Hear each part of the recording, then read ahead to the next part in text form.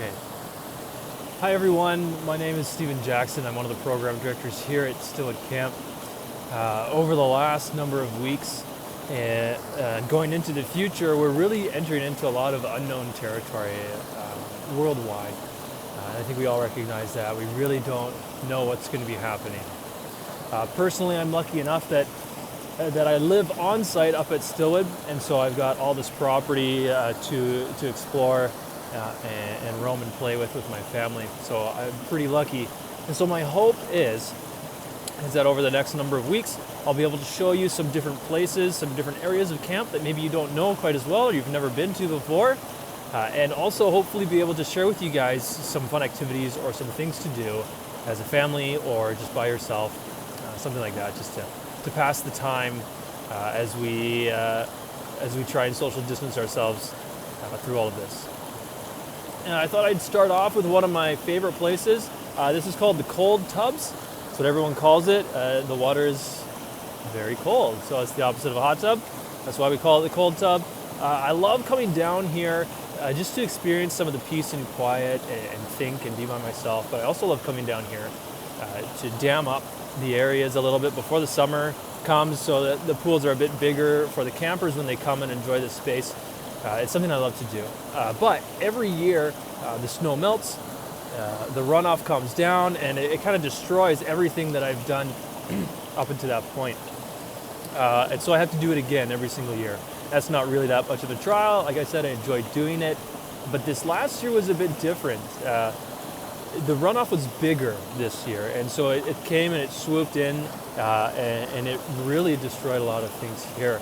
It moved around a lot of big things, did some not damage because it's a creek. I'm just going to show you right here, for example, this big boulder that I've got the camera resting on. It wasn't here before, and so it got moved. It got somehow moved around by the water, which is pretty impressive and pretty neat. Some big logs were left up a really high level. So the water level, you can see where it is now. It's significantly higher. There are logs placed up on areas on the bank that are probably at least 4 or 5 feet higher than the current water level, which means that a huge amount of water came through here and really did some changes. And that's really cool. And that same runoff was the runoff that we saw take out roads, trap people up on Sasquatch Mountain, do some damage around Hope on the island, all across BC.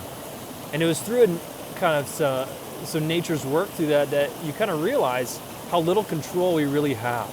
And you take that and you compare it to bigger natural disasters that would do a lot of damage, and we see a lot of things happen there. We really don't have control, and obviously it's not too much of a stretch to compare it to our current situation, what we're dealing with. Dealing with this sort of thing where we're not in control isn't new to humanity. We've dealt with this for a long time. We see it all the time in Scripture when God's people are encountering something outside of their control, something that they don't like, and their reaction is quite often to call out to God. And they call out, say, God, something's not right here. It's going wrong. We need your help. Please come save us, fix this, do whatever it needs to be done to resolve this situation.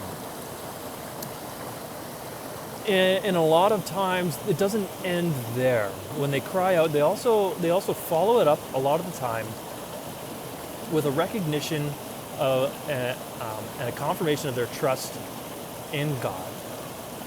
We see a really great example of this through a guy in the Old Testament named Habakkuk.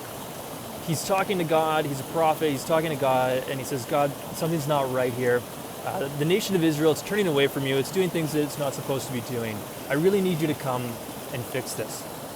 And God responds and he says, I'm going to fix it, but not in the way that you think I'm going to fix it. In fact, the way that I'm going to fix it is I'm going to raise up an army from a nation that's even more evil and even further away from what I want them to be, and they're going to come and they're going to wipe you out and send you into exile. And that's part of the process of what it's going to look like. And so obviously not the answer that Habakkuk's looking for. So the rest of the book of the Bible of Habakkuk is the conversation between God and Habakkuk, but it finishes off with a prayer.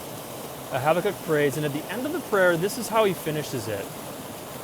He says, "Yet I will rejoice in the Lord. I will find joy in the God of my salvation." And that's quite the significant turn. And he takes it beyond just a confirmation of trust in God to a level of rejoicing and finding joy in God through this situation and this scenario. And so my challenge to us is, what does that look like for us as we're dealing with this current scenario? Not just to trust God, but to find joy in Him and to rejoice in Him. I don't know what that looks like for every single person. And so you guys are going to have to think about that yourselves and really dive deep into what that means for you. Before we finish up, I do want to share just a fun little thing for you guys. Like I said, I'm lucky enough to be able to get outside and explore the outdoors, but not everyone is so lucky.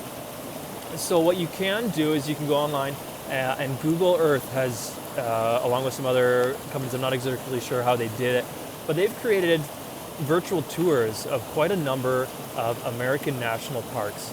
So I'm going to put the link in the description below. You could also Google virtual tours, national parks, and you'll find it. Google Earth has, I think, about 30 or more national parks, including the Grand Canyon, Yosemite, all that sort of stuff. So really encourage you guys to check that out. Have some fun touring some of these national parks that you've never been to while we're stuck inside during these times. On that note, look forward to seeing you guys later. Stay safe and enjoy your time together.